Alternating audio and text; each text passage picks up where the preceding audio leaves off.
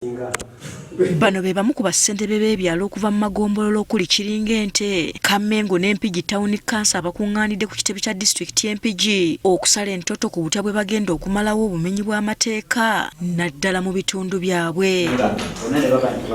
Ensisinkano eno yeetabiddwamu n'ab'ebyokwerinda ku byalo nga RDC Shads Mwanje yabaddewo ng'omugenyi omukulu. Bassentebe bano be basoose okwanja ensonga zaabwe nga bano bategeezezza ng'ababbi bwe beefunyiridde okubba ebisolo by'abantu ne babalekerawo amaliba n'ebyenda. Obubbi bw'ebyo tebakyalina kifo kya nkalakkalira we basalira ate tubalumba tubatya. Bassentebe bagamba abamu ku babbi bamanyi n'okukozesa ebyambalo by'amagye ne balowooza nti babyakwerinda so nga babbi. Tubadde tusaba tugezaako baako lwe baateeka abantu bagezaako okumira ku bapoliisi nga tebakwate omuyangamba baali beebase naye badde nsaba bongereko bakupatulo. Bagamba ekisinga okubaluma ne we baba bakutte ababbi bano ne babatwala ku poliisi ate poliisi ebatunulira kyamuli ng'ensonga zaabwe tebazikozeeko. Naye ne mukwata omuntu ne mutwala ku poliisi n'omanya nti ddala omuntu ono mukutte n'enkoko ya muliraanwa oba esseppiki ye ne mutwala ku poliisi naye ne batuuka okusaba obujulizi obusinga ku ekyo kyowalabye n'omubbi oba kiwamuleze nakyo ate ne bakutuma n'abantu abalala. Ffe poliisi yatulema. Amazima ga Katonda mugu poliisi etegeera mmwe.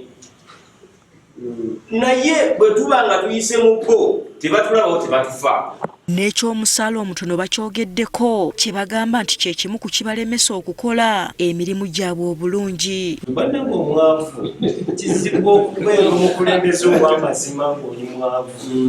Tusaba gavumenti naffe tulowoozeeko. Wabula RDC Shads Mwanje olusitusa okwogera atandikidde ku bassentebe abazibira ababbi ku byalo olw'okuba baba baana nzaalwa ya ku byalo. Naye ku mulundi guno mbadde mbasaba muka piriyodi kalonda ddala omuntu yenna ng'omanyi abaana bakyala kimpadde waliwo mwana wa chairman nga mulabyeko ne wano chairman sijja kumwogera nga yeyenyigidde muki baneewuunyira abaana bagenda kufuna obuzibu. Mwanje agamba ensonga endala eremesezza obumenyi bw'amateeka ku byalo be bassentebe abatakwatagana na bukiiko bwa ku byalo olwo ne bakomekkereza nga buli omu asazeewo nga bw'alaba. Naye nga tekyalibadde kyamagezi LC tubogera okusalawo itakyamani LC wa abeerewo kubanga bwe tunakola okusalawo kwonna mwe mugenda okuteekesa mu nkola.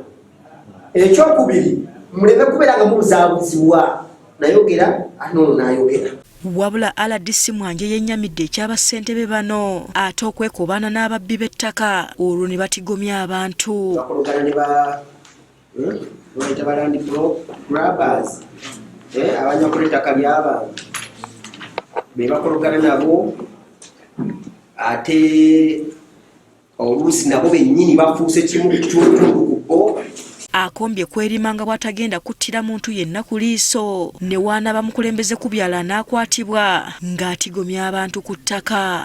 So yenna anaasangibwa mu mbeera efaanagana yeenyigira mu bubbi bw'ettaka ne bw'onooba mukwano gwange otya tojja kuttibwa ku liiso. Nga tuli mu kaseera ak'ebyobufuzi Mwanje asabye abantu okubeera abeegendereza. Agala kukola tugenze mu byabufuzi ebijjudde insecurity abubbi butandise okusituka. RDC Shads Mwanje alina essuubi nti oluvannyuma lw'olukuŋŋaana luno ebyokwerinda ku byalo bijja kutebenkera.